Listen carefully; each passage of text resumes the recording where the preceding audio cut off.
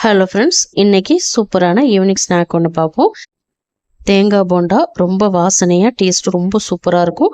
கோதுமை மாவு வச்சு பண்ணுறது. இப்போ வாங்க எப்படி செய்கிறதுன்னு பார்க்கலாம். மிக்ஸி ஜாரில் ஒரு கப் சுகர் எடுத்துக்கோங்க. ஒரு 4-5 ஏலக்காய் எடுத்துக்கோங்க. ஏலக்காய் ஃப்ளேவர் பிடிக்காதுன்னா ஏலக்காய் நீங்கள் ஸ்கிப் பண்ணிக்கலாம். இப்போ சர்க்கரையை நல்லா பொடி பண்ணிட்டு வச்சுக்கோங்க. ஒரு மிக்சிங் பவுலில் ஒரு கப் கோதுமை மாவு, ஒரு கப் மைதா மாவு சேர்த்துக்கோங்க. அரைச்சிட்டு சுகர் சேர்த்துக்கோங்க. இப்போ கட் பண்ணின தேங்காய் ஒரு கப் சேர்த்துக்கோங்க. துருவின தேங்காய் ஒரு கப் சேர்த்துக்கோங்க.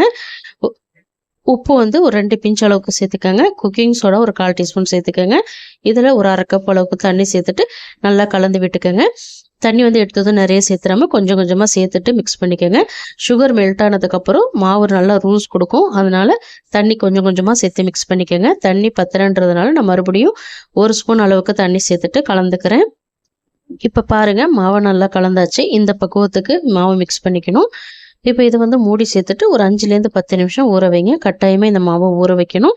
இப்போ மாவு நல்லா ஊறி வந்திருக்கு.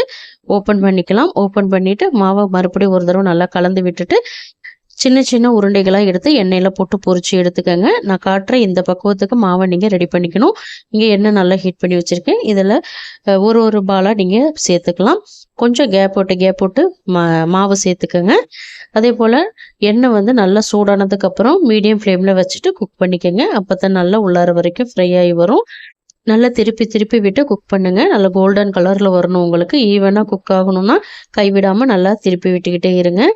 அந்த தேங்காயோடு சாப்பிடும்போது டேஸ்ட் ரொம்ப சூப்பராக இருக்கும். மிஸ் பண்ணிடாமல் பசங்களுக்கு இந்த தேங்காய் போண்டாவை செஞ்சு கொடுங்க. விரும்பி சாப்பிடுவாங்க. இப்போ நல்லா கோல்டன் கலரில் வந்துருச்சு. எண்ணெயை நல்லா வடிகட்டிட்டு பிளேட்டுக்கு மாற்றிக்கங்க. சாயந்தர நேரத்தில் டீ குடிக்கும்போது இந்த போண்டா சாப்பிட்டீங்க அப்படின்னா ரொம்ப சூப்பராக இருக்கும். கண்டிப்பாக ட்ரை பண்ணி பாருங்கள். நல்லா மொறுன்னு அந்த தேங்காயெல்லாம் கடித்து சாப்பிடும்போது ஃப்ளேவர் அட்டகாசமாக இருக்கும். இந்த ரெசிபி கட்டாயமாக ட்ரை பண்ணி பாருங்கள். மறக்காமல் அனிதா டேஸ்ட் கார்னர் தமிழ் சேனலை சப்ஸ்கிரைப் பண்ணி ஃபாலோ பண்ணிக்கோங்க. தேங்க்ஸ் ஃபார் வாட்சிங். பாய்.